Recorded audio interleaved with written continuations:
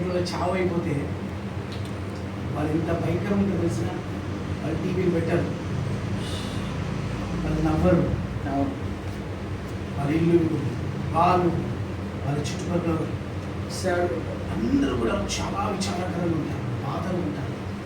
కానీ మీకు ఒకటి చెప్పాను, ఈరోజు మనకి ఆరాధిస్తున్నప్పుడు అందరూ ఆశ్చర్యపోతున్నారు. బయట విన్న వాళ్ళు, అరే వీళ్ళు ఎవర్రా వీళ్ళు అసలు.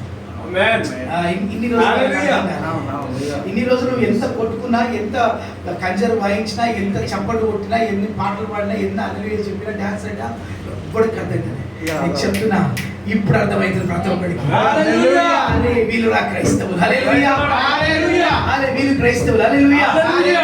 ఇదే వారంలో చావైంది, ఇదే వారంలో ఇంట్లో దేవుని ఆరాధన చేస్తా ఉంటారు.